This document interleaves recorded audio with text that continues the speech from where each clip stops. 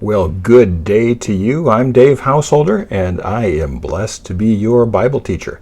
Today we are looking at Matthew chapter 16, the Gospel of Matthew, and Jesus is asking his students.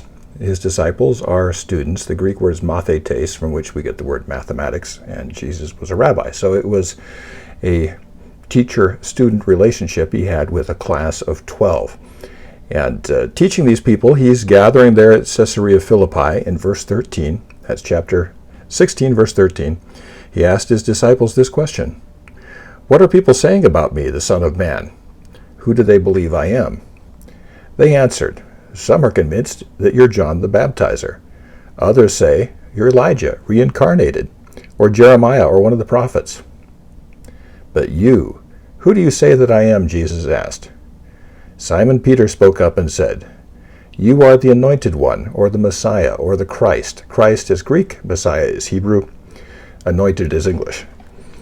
"The Son of the living God." Jesus replied, "You are favored and privileged, Simon, son of Jonah. For you didn't discover this on your own, but my Father in heaven has supernaturally revealed this to you. I give you a name, Peter. Petros in Greek is rock. Petros.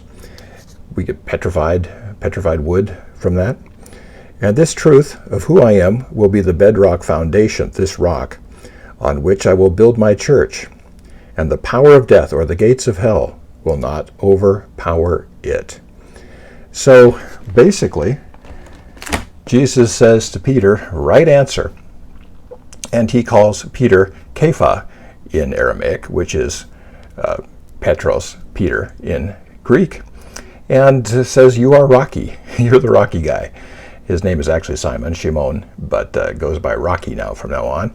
And it's kind of ironic. I think Jesus had a bit of a sense of humor because Peter is easily the flakiest of all of the apostles. He's all in and all out. He's just red light, green light, no yellow light at all. Ready, fire, aim.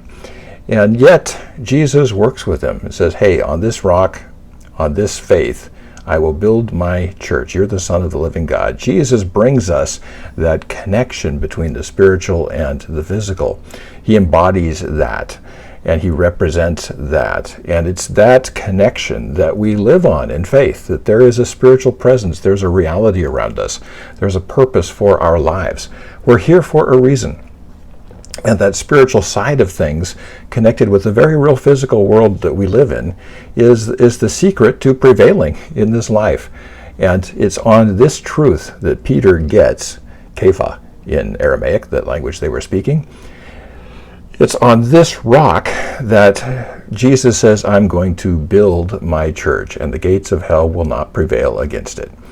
Now, the church is looking fairly weak and wimpy right now. It just is. We're not even able to meet in a lot of places, and everyone's saying, well, you guys aren't necessary, you're not essential, and things like casinos are essential, of course, but the church is not, according to our culture. But the truth is, the church outlives everything. The church is the most resilient organization on the planet by far.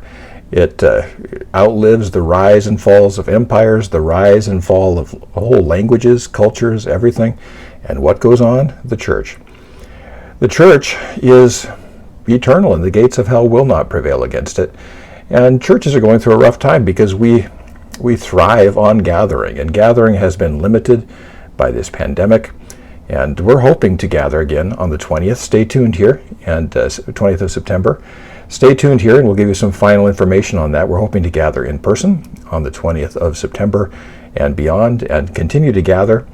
But the truth is, even if the church could never, ever gather again, the church would prevail. The church will outlive the pandemic. The church will outlive, should history go on that long, the United States of America.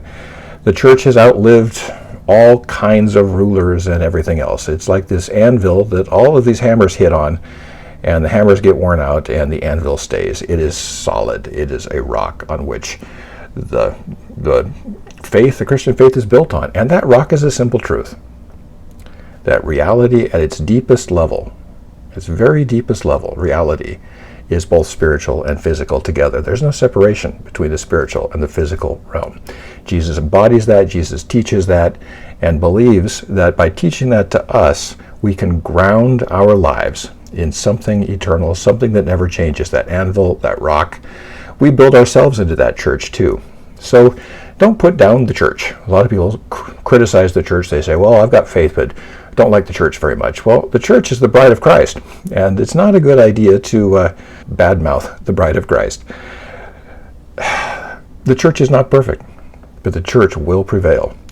So join your church, connect with your church, support your church financially, be a part of your church, volunteer, because that's the only real sure thing that's going to get through everything. That's the rock on which you want to build your life.